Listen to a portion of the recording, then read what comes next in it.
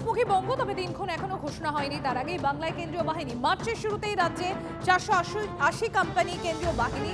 মার্চের 1 তারিখ এবং মার্চের 10 তারিখ দু দফায় 240 কোম্পানি করে কেন্দ্রীয় বাহিনী আসবে বাংলায়। প্রতি কোম্পানিতে 90 থেকে 100 জন জওয়ান থাকেন। আর ভোটের আগে মার্চেই প্রায় 50,000 জওয়ান আসছেন বাংলায়। 28 ফেব্রুয়ারি চূড়ান্ত ভোটার তালিকা প্রকাশ, তারপরেই রাজ্যে চলে আসছে বাহিনী। গতকাল রাজ্যের আইন শৃঙ্খলা নিয়ে উদ্বেগ প্রকাশ সুপ্রিম কোর্টের। 24 ঘন্টার মধ্যেই বাংলায় কেন্দ্রীয় বাহিনী পাঠানোর সিদ্ধান্ত। আজকে মনে করুন আপনি বলবেন এই তো 5 দিন 7 দিন 15 দিন আগে আনছে, কিন্তু একদিন কি 1 ঘন্টা আগে আনারও অধিকার নেই। কারণ আজকে 15 দিন আগে আনছে, তারপরে পরে এই ইনস্ট্যান্টে 2 বছর আগেও নিয়ে আসবে। বলবে এরিয়া ডমিনেশন, মানুষের মধ্যে একটা বিশ্বাসবোধ জাগানোর জন্য। ইলেকশন কমিশন বললেই হলো না তো, ইলেকশন কমিশনের এখতিয়ারের কথা আছে, ফেডারেল সিস্টেম আছে, সংবিধান আছে, রাজ্যের অধিকার আছে। এইগুলোকে সব জলাঞ্জলি দিয়ে বিজেপির নির্দেশে এসব হচ্ছে।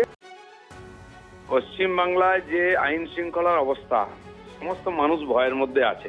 যে সরকার এসআইআর কমপ্লিট করাতে পারেনি, কর্মচারীদের দিয়ে মানুষকে হ্যারাস করার জন্য 1.5 কোটি লোকের নোটিশ দিয়ে এখনো 85 লাখ লোকের ভেরিফিকেশন হতে পারেনি অসহযোগিতার জন্য।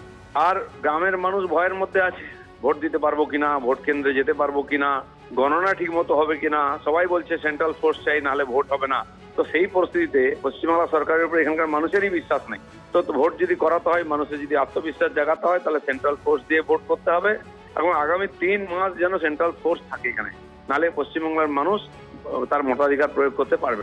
ভোটের সময় কেন্দ্রীয় বাহিনীর সঙ্গে হাত মিলিয়ে একযোগে কাজ করবে রাজ্য পুলিশ, বার্তা রাজ্য পুলিশের ডিজি।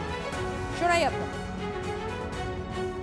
বাহিনীর এটা আছে কি আমাদেরকে খুব কোনো না তো ভয় কিছু নেই, ভালোভাবে মন লাগিয়ে কাজ করতে হবে, ভালোভাবে ইলেকশন যেন করাতে পারি আমরা সেটা দেখতে হবে, ভালোভাবে করাবো। অ্যাবসলিউটলি আমরা সবাই একসঙ্গে কাজ করবো, এটা আমাদের সবাইদের কাজ।